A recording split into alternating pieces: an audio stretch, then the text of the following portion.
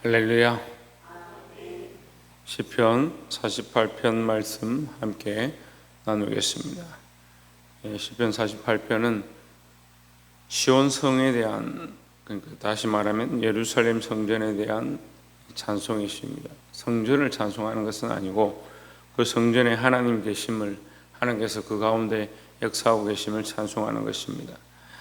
시편 48편 1절에 보시면 여호와는 광대하시니 우리 하나님의 성 거룩한 산에서 극진히 찬송하리로다 했습니다. 하나님의 성 거룩한 산 시온 산성에서 하나님을 찬양하는데 어떻게 찬양하냐? 극진히 찬송한다. 시온 성이 아름답고 2절에 보면 터가 높고 아름다워 온 세계가 즐거워하며 큰 왕의 성 곧 북방에 있는 시온 산이 그러하도다. 시온 산이 아름답고 크고 광대하지만 그 시온산을 찬송하는 게 아니고 그곳에서 하나님을 찬송하는 것이다. 우리가 이것을 똑바로 봐야 되는 거예요. 우리가 찬송하는 그 장소, 그곳이 좋다. 그것이 아니고 거기에 하나님을 찬양하는 것이죠. 그곳에 계신 하나님을 찬송하는 것이다 라는 겁니다.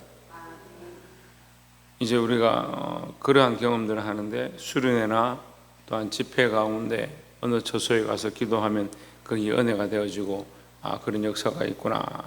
어떤 분들은 어느 기도원에서 기도할 때 큰 은혜가 있었다. 그것을 기억하고 또 일이 생긴다든지 특별한 일이 있으면 그곳에 가서 기도하면 될 것이다 생각을 하는데 그 장소가 중요한 게 아닙니다. 물론 그 장소 가운데 특별한 은혜가 있을 수도 있지만 그 장소가 중요한 것이 아니고 그 장소에 계신 하나님의 역사가 중요한 것이고 우리는 그 하나님께 찬송을 하는 것이죠. 시온성이 좋고 시온산이 좋고 거기에 그 성전이 있고 거기에 하나님의 법궤가 있는 것, 그것이 은혜이지만 정말 중요한 것은 하나님의 그 현현과 하나님의 실존하심 자체를 찬양하는 것이 중요하다. 우리의 찬양의 대상이 누구냐? 그것을 똑바로 볼 수 있어야 된다라는 겁니다. 그래서 청년들이 수련회나 어디 큰 집회나 이런 데 갔다 오면 야, 거기 가니까 진짜 은혜가 있더라. 거기 가니까 은혜가 있는 게 아니고 그것 가운데 하나님이 역사하시고 응답하신 것이죠. 우리가 그것을 똑바로 알고 누구를 바라봐야 되는가, 누구를 찬양해야 되는가 늘 기억하시기를 주의 이름으로 축원합니다. 어떤 청년들은, 어떤 사람들은 보면 큰 교회 가니까 좋더라. 뭐 어떤 시설이 잘 되는데, 음향 시설이 잘 되는데 가니까 찬양이 참 은혜가 되더라. 은혜가 될 수도 있습니다만 그것 자체가 찬양을 받거나 그것 자체가 찬양의 높임을 받을 조건이 아니라 우리는 살아계신 하나님 자체, 하나님 그 실존하신 하나님, 내가 부를 때 응답하시는 그 하나님을 찬양하는 것이다. 그래서 48편 1절을 다시 보면 여호와는 광대하시니 했습니다. 뒤에 나오는 우리 하나님의 성 거룩한 산에서 극진히 찬송하리로다.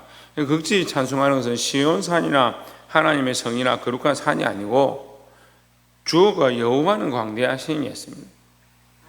뒤에 이 많은 어휘들이 중요한 것이 아니라 핵심은 여호와는, 그러니까 우리는 하나님을 찬양하는 것을 잊어버리지 말아야 한다라는 겁니다.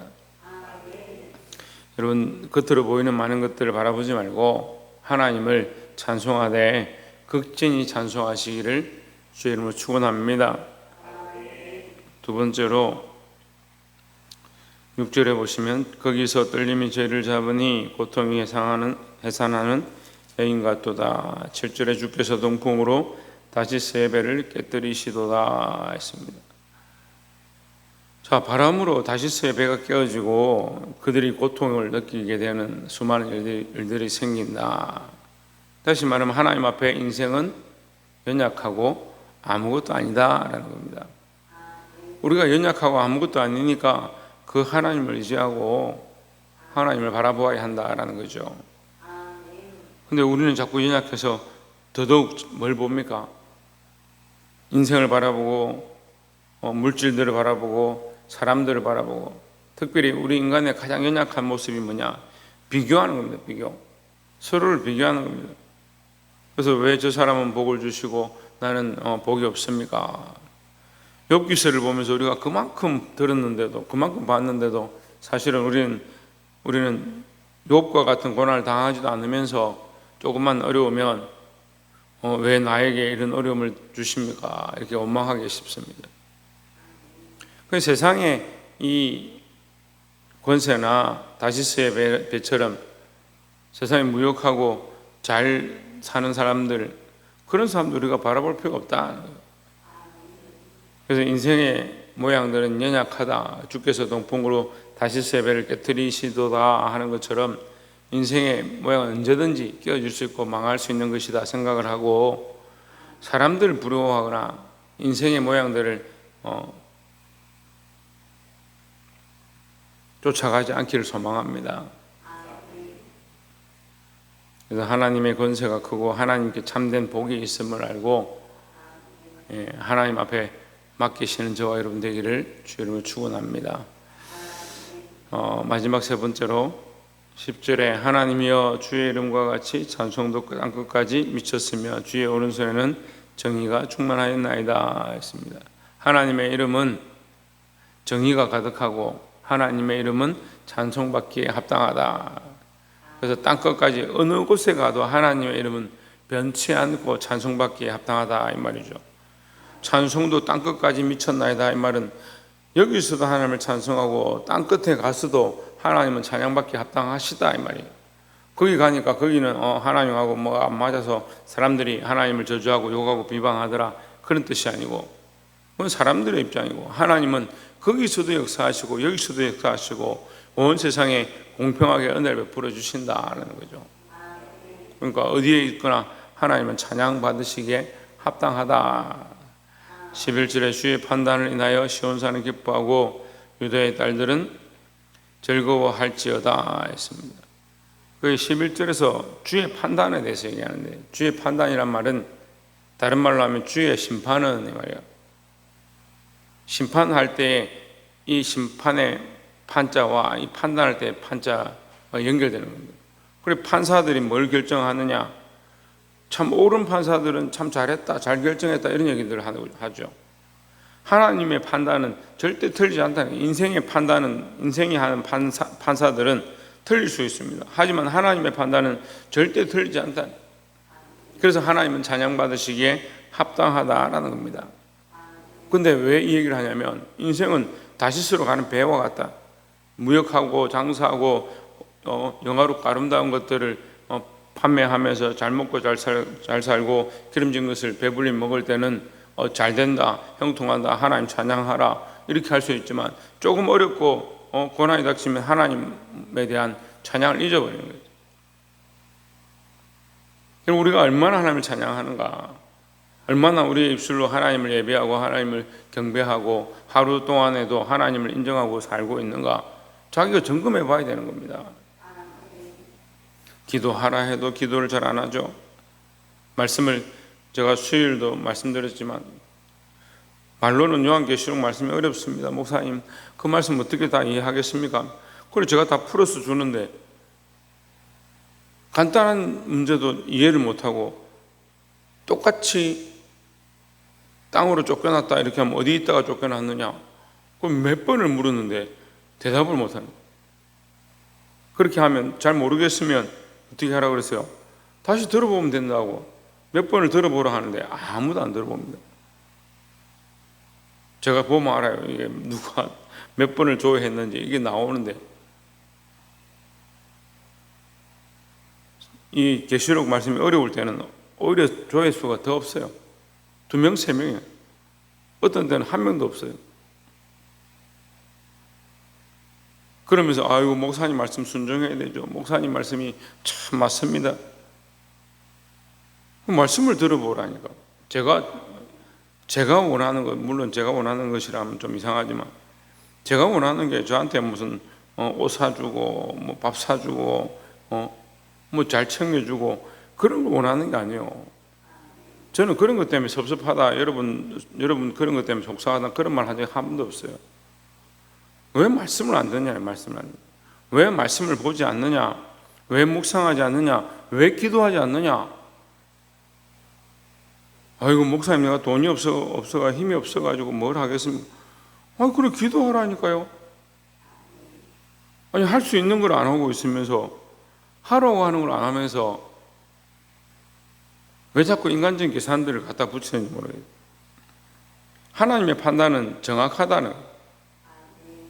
근데 사람들 어떻게 생각합니까? 좀 어려움이 닥치고 하나님이 나를 심판하신 것 같고 그러면 왜 나를 심판하고 왜 나에게 이런 어려움을 주십니까? 그렇게 하는 거예요. 하나님 안 정확합니다. 하나님 틀렸습니다. 이런 생각들 하고 있어요. 인생이 자기 마음대로 걸어가고요. 다시스로 가는 배를 타고요.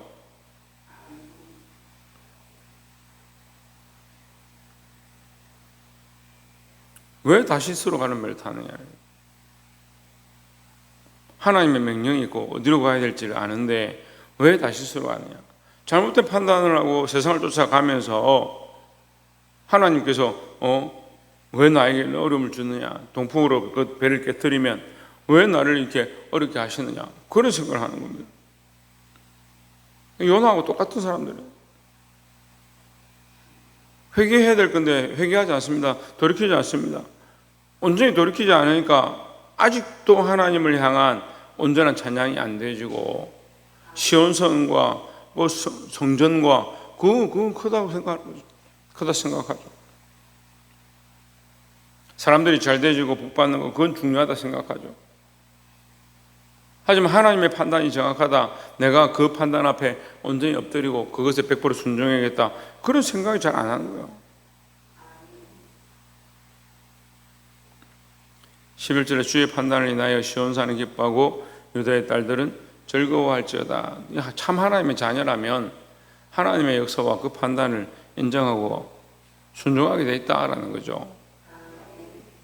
12절에 너희는 시온을 편답하고 그것을 순행하며 망대들을 계수하라. 13절에 그 성벽을 자세히 보고 그 궁전을 살펴서 후대에 전하라.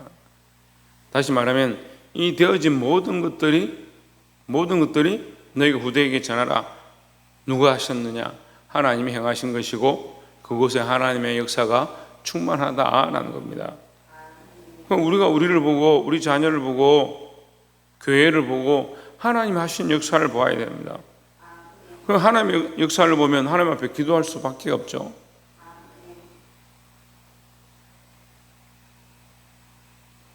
(14절에) 이 하나님의 영령이 우리 하나님이시니 우리를 죽을 때까지 인도하시리로다 했습니다.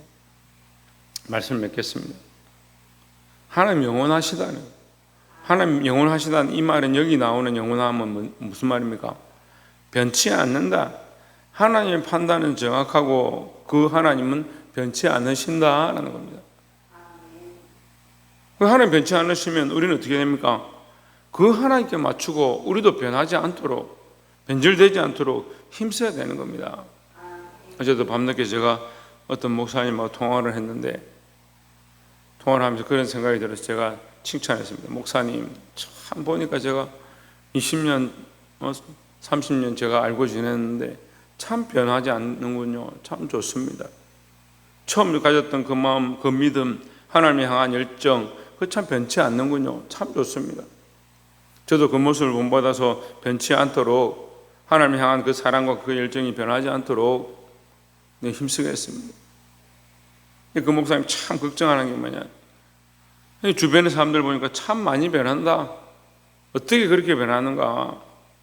처음에는 믿음으로 했다가 하나님의 영광을 위해서 했다가 말년이 되니까 퇴직금 때문에, 돈 때문에, 명예 때문에 싸우고 자기 영광을 구하는 것들이 많이 있다. 우리는 하나님을 찬양하는 백성들, 성이나 건물이나 무역하는 것이나 잘 되는 것이나 이 삶의 인생의 것들을 쳐다보지 말고 오직 하나님께로만 집중하고 하나님만 바라보고 승리할 수 있는 저와 여러분 되기를 주의 이름으로 축원합니다. 하나님의 판단은 잘못되지 않습니다. 하나님이 영원토록 변치 않으십니다. 우리가 변질되거나 잘못된 판단을 하거나 뒤로 물러가지 말고 요나처럼 살지 말고 믿음으로 서서 주를 기쁘시게 할 수 있는 저와 여러분 되시기를 주의 이름으로 축원합니다. 기도하겠습니다.